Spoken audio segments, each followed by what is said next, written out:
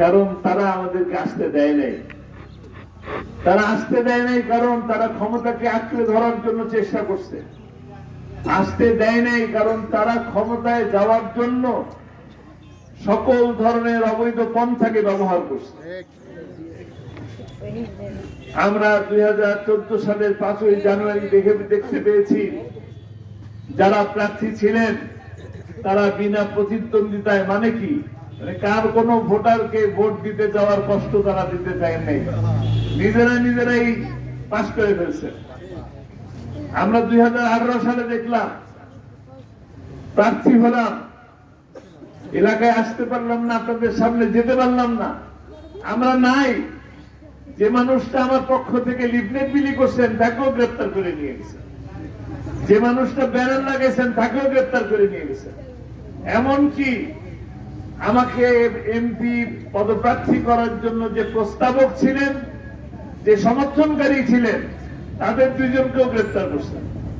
আমি যে গাড়িটা ব্যবহার করব সেই গাড়িটাকেও বন্দী করা হলো, গ্রেপ্তার করা হলো। 18 সালে গ্রেপ্তার করলেন গাড়ি, সেই গাড়ি মুক্তি পেলাম 2024 সালে। 2023 সালের নির্বাচন দেখলাম দামি নির্বাচন, আমি নির্বাচন আর দামি নির্বাচন, নাকি? এই নির্বাচন কি আর দেখতে চান? কিন্তু কিছু মানুষ তো আছে আবার ওই রকম ভাবে আসার চেষ্টা করতেছে। আপনারা তাকিয়ে দেখেন, এই পিরোজপুরের মধ্যে সব থেকে বড় বড় ব্যানার কার আর ছোট ছোট ব্যানার কার? আমরা ছোট ছোট ব্যানার লাগাইছি। ছোট ব্যানারও সহ্য করতে পারতেছে না, ছোট ব্যানার ছিঁড়ে ফেলে, ছোট ব্যানার ছিঁড়ে ফেলে, পুড়ায় ফেলে, আবার বলে বিসমিল্লাহ কেন লাগাই নাই। বিসমিল্লাহ কি শুধু আমি লাগাই নাই, যারা বোঝে তারা কেউই লাগায় নাই। ইসলামী আন্দোলনও লাগায় নাই, আমিও লাগাই নাই। কেন লাগাই নাই? কারণ আমি জানি আপনি ব্যানার ছিঁড়ে ফেলে দিবেন। কোরআনের আয়াত, কোরআনের একটা অক্ষর অবমাননা হোক, এটা আমরা কি চাই? আমাদের শরীরের 1 ফোঁটা রক্ত থাকতে কোরআনের একটা অক্ষর অবমাননা হোক, আমরা তা চাই না। আয়াত তো অনেক বড় জিনিস, আর বিসমিল্লাহির রহমানির রহিম তো অনেক বড় জিনিস। 114টা সূরা দিয়ে কোরআন, 113টা সূরার প্রথমেই বিসমিল্লাহির রহমানির রহিম আছে। একটা জায়গায় নাই, তা তওবা সূরা তওবার মধ্যে দিয়ে তাও 114টা পূর্ণ করে দিয়েছে। সেই একটা আয়াত নিয়ে অবমাননা করবেন, আমাদের জীবন থাকতে আমরা তো তা হতে দেব না ইনশাআল্লাহ। কাজেই ওনারা বলে যে শামীম সাহেব কোন জায়গা থেকে আসলো, পিরোজপুরের ওপার থেকে। কোথেকে আসছে? পিরোজপুরের ওপার থেকে। আরে ভাই, আমি তো পিরোজপুরেরই এবং এই মাটিরই সন্তান, বাইরের থেকে আসি নাই। বাইরে থেকে আসি নাকি? কোথেকে আসি? পিরোজপুরের মানুষ কিনা? পিরোজপুরের মানুষ যেন তেন মানুষ না, আল্লামা সাইদির পরিবারের সদস্য। যারা বলে তারাও পিরোজপুরের থেকে বাইরে গেলে বলে বাড়ি কোথায়? পিরোজপুর। তো সাইদি সাহেবের বাড়ির মানুষ নাকি? ভুল বললাম? ভুল বলি নাই। কাজেই পিরোজপুরের মানুষ। শুধু তাই না, আমি আপনাদের এই ভান্ডারিয়ার ভোটার। আলহামদুলিল্লাহ। আমি শুধু ভান্ডারিয়ার ভোটার না, আমার পুরো পরিবার ভান্ডারিয়ার ভোটার। এদিকে বাইরের মানুষ। আপনারা আমাকে যদি রেখে দেন, আপনাদের পাশে যদি আমাকে রাখেন, তাহলে ইনশাআল্লাহ এখানে আপনাদের পাশে সারা জীবন থাকার ব্যবস্থা করে দেব। শামীম ভাই এগিয়ে চলো, আমরা আছি তোমার সাথে। শামীম ভাই এগিয়ে চলো, বিক্রিবাসী তোমার সাথে। বাড়িঘর বানাবো তা কিন্তু বলতেছি না, বাড়িঘর বানানোর অভ্যাস আমাদের নাই। ঠিক। আল্লামা সাইদি যখন 10 বছর এমপি ছিলেন, পিরোজপুর শহরের মধ্যে, পিরোজপুর জেলা শহরের মধ্যে এত সুন্দর একটা জায়গায় মসজিদ, মাদ্রাসা, স্কুল, কলেজ বানাইছেন কিনা? বানাইছেন না? ইচ্ছা করলে একটা ঘর বানাইতে পারতেন কিনা? বাড়ি বানাইতে পারতেন? বাড়ি বানাইছেন? বাড়ি বানান নাই। আমাদের জন্য, আমাদের পরবর্তী প্রজন্মের জন্য, এই দেশের জন্য, এই দেশের মাটির জন্য সমস্ত কিছু উৎসর্গ করে দিয়ে গেছে। আমরাও ইনশাআল্লাহ ওই আল্লামা সাইদির রক্তের উত্তরসূরি এই ভান্ডারিয়ার জন্য, কাউখালীর জন্য, নেসারাবাদের জন্য কাজ করে যাবো ইনশাআল্লাহ। তবে আপনাদেরকে ওই যে আমার ভাই বললো কারা কারা বাধা দেয়, বাধা প্রতিরোধ করার শক্তি আছে তো? জুলাই যোদ্ধারা আছে তো? যুবকেরা আছে তো? কাজেই ভয়ের কিচ্ছু নাই। যারা এদেশকে ভালোবাসে, এদেশের স্বাধীনতা সার্বভৌমত্বকে যারা ভালোবাসেন, তারা আমরা আগামী 12ই ফেব্রুয়ারি কি দেবো? গণভোটে হা দেব। আমাদের ভোট স্পষ্ট, আমরা বলে দিচ্ছি।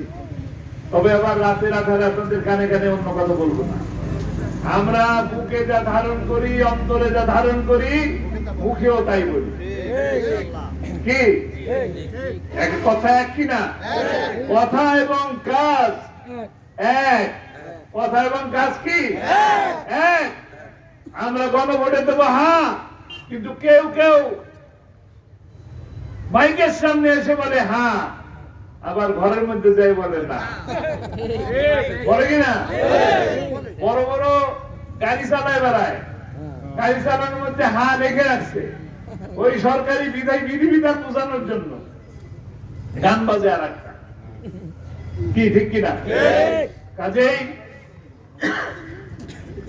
আমার সামনে উপস্থিত সম্মানিত মুরব্বিয়া, আমাদেরকে সতর্ক হতে হবে, আমাদেরকে বুঝতে হবে যে আমাদের বিরুদ্ধে ষড়যন্ত্র হচ্ছে। আমরা গত 17 বছর একই রকম নির্যাতনের মধ্যে ছিলাম, গোটা বাংলাদেশ। ভান্ডারিয়ার মানুষ কম নির্যাতনের শিকার হয়েছে মানে তো এই না যে বাংলাদেশে নির্যাতন হয়নি। কাজেই গোটা বাংলাদেশ আমার দেশ, আমার দেশের মাটির মানুষ কোন অশান্তির মধ্যে থাকুক আমরা তা চাই না। কাজেই গণভোটে হা দেওয়া দরকার এই কারণে যে 10 বছরের বেশি কোন ব্যক্তি প্রধানমন্ত্রী থাকলে এরশাদের মতন স্বৈরাচার হয়ে যায়। 10 বছরের বেশি যদি কেউ প্রধানমন্ত্রীর জায়গায় থাকে তাহলে হাসিনার মতন ফ্যাসিস্ট হয়ে যায়। যখন স্বৈরাচার এবং ফ্যাসিস্ট হয় তখন মানুষজনকে মানুষ মনে করতে পারে না, তারা নির্যাতন করে, যারে তারে ধরে জেলের মধ্যে ঢুকায় দেয়। যারা কোরআনের কথা বলে, যারা মুখে দাড়ি রাখে, মাথায় টুপি রাখে, পাঞ্জাবি পরে, তাদের উপর নির্যাতন সবার আগে আসে। এই কথা কি বারবার বলা লাগবে? 1996 সালে আল্লামা আজিজুল হকের মতন একজন শাইখুল হাদিস, হাজার হাজার ওস্তাদের ওস্তাদ, তাকে জেলের মধ্যে পুরে রেখেছিলেন, এমনকি নামাজের জন্য উজুর পানি পর্যন্ত দেয় নাই। কথা ভুল বললাম? মুফতি ফজলুল্লাহ কামিনী নিয়ে গেছেন কিনা 96 জেলে দিচ্ছিলেন। আর 2008 সাল থেকে 9 সাল থেকে 2024 সাল পর্যন্ত কি কি করছে এগুলো বলার কি আর ব্যাখ্যা রাখার দরকার আছে? এখন তো দেখি মাহফিলে বক্তারা বক্তব্য রাখে আর তাদের লোকজন উঠে এসে পাশে বসে ধমকাধমকি করে, তাকে যিনি মুফাসসির, যিনি আলেম, তাকে ধমকাধমকি করে।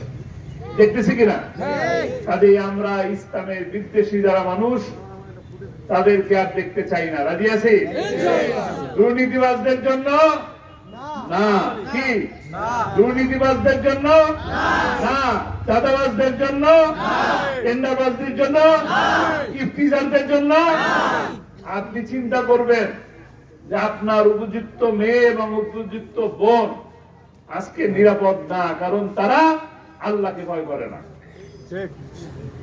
যদি তারা আল্লাহকে ভয় করত তাহলে আপনার বোন আমার মেয়েকে ডিস্টার্ব করার সাহস তারা পেত না। কাজে আগামীতে আপনাদের চিন্তা করে রায় দিতে হবে যে রাস্তা বানাবেন সেই টাকা চুরি করবে কিনা, দুর্নীতি হবে কিনা। যদি দুর্নীতি না হয় এমন লোকের পক্ষে আমরা নেব। কি রাজি আছি?